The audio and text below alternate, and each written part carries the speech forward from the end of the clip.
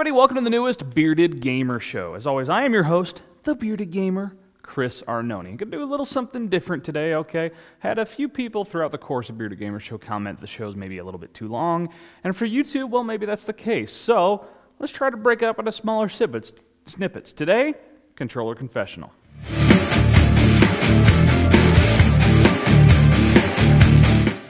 So the other day I was looking at the PlayStation Share blog. For those not familiar, it's a nice little thing that Sony set up that allows people to say what they want the most out of their Sony hardware. And still, coming in at number 2 is PS2 backwards compatibility, PS2 software emulation on the PlayStation 3. And that kind of amazed me that it's still that high. I mean, this many years post PS2, people are still kind of clamoring for it. And now the first generation PS3s did indeed have backwards compatibility to the PS3. In fact, the first PS3 I owned was an 80 gig that did indeed have the backwards compatibility, and then they got rid of it. And a lot of people were really, honestly just pissed off, and they were confused. And, I do understand why Sony did it. There's a few different reasons. First off, what you see now with the PS3 Slim, they're making money on the PS3. That's all in part because of the lack of the PS2 compatibility. Even when they switch to a software emulation, they're still required a little extra hardware in the box to make that happen. So it allowed them to turn profitability up higher and indeed crank out that Slim that uses less power, and it's overall just a better machine, a lot less problems with it. My first one did Yellow Light of Death, and now I indeed do have a Slim. So I get that. And, the other reason, the more predatory reason that a lot of people point to, which I think is kind of bogus, is we'll stop doing PS2 emulation and then sell you PS2 games through the PSN. Well, that can't be true because look how few PS2 games there are on PlayStation Network. There's just really not very many. So that kind of tells you right there that that's not quite the case. Whereas the box has PS1 emulation. Any PS1 game you can throw in your PS3 and play, and yet there's a ton of PS1 classics on PSN. So, people who try to point to that as this conspiracy theory of why they took away the emulation, that's absolute crap. But anyway, all this got me thinking about backwards compatibility. We're rumoring about this next generation of consoles. Of course, the Wii U will be coming out next year. The Vita just rolled out. And backwards compatibility is a thing. It's something that we want to talk about, and I think it's a really big deal. I think it's absolutely key when you're selling a new piece of hardware. Because when you're rolling out this new piece of hardware, it's all about getting out as many units as fast as you can. The Vita is kind of an exception with the sheer volume of titles they have available at launch. That's kind of unusual. Usually it's, maybe a dozen, maybe 2. There's usually a lot of first-party titles because you want to try and get it rolled out, because once it's got a bunch of units out, that's when your third party is very excited to develop for the system.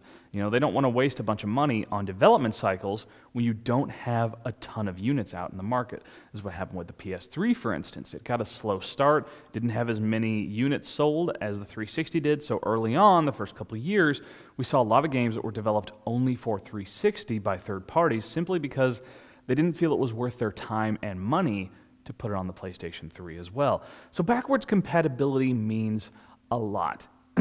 Now, this is a challenge in the portable sector because they all have been using proprietary stuff for so long.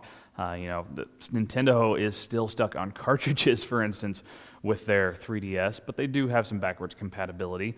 But at some point, if they ever want to go optical, it's going to be like, okay, what do you do? Do you keep doing cartridge support and have to have all of that hardware there to support the cartridge, or do you just move on and go digital? Now, I think the Vita is doing a great job. UMD Passport, okay, we're not getting it. I saw some of their explanations, and I think it's still a bunch of crap, but they did have a hell of a time with it in Japan, but whatever. But the point is, almost all the Vita games, they have a physical copy and a digital copy, and the digital copy is cheaper. They also have flexible pricing plans and 275 downloadable PSP games that work on the Vita right out the gates. So, that helps people to want to move on. If you've got a PSP and you're a legitimate person who doesn't pirate games, all like 6 of you, then I think there's a lot of things being offered with the Vita and a lot of games you already own that you can still keep playing. And of course, upgraded versions of those games like Mon Nation Racers, Little Big Planet, things like that. So yeah, I think they're doing a good job. But I think with this next generation, it's going to be key. Now, I have no doubt Nintendo's going to do some backwards compatibility. They've been on optical for a couple generations now. They seem to have had no issue throwing GameCube support into the Wii, though we have heard them already say they're not going to put GameCube support in the Wii U. But that's 2 generations. I think that's okay. And the GameCube did have a few gems in its lineup, but mostly it was kind of weak. It was the the bastard stepchild of that generation of consoles and didn't sell nearly as well as the Xbox or PS2. So I think it's understandable. Plus, the controller ports and the memory card ports, I think that's going to take up a lot of room and a lot of profitability that the Wii U can have. But I fully expect it to have Wii backwards compatibility, especially since they're already saying it's going to use the Wii remote and the nunchuck in addition to that tablet controller. So I think Nintendo is aware of how much you need that backwards compatibility. You got a whole bunch of people who own this console. You want them to switch to this console. One of the big incentives is to say all the games you own, you can keep playing them. You've got to force those people, give them a lot of incentive to shift to that next generation. So that's my message. To these developers of these new consoles. You've got to worry about this backwards compatibility. Obviously, it's still a big deal for the PlayStation 3. Even this many years departed from the PS2, people still clamor for it. There are great games that were made there, and they still want to be able to play them without having to switch to a different machine altogether.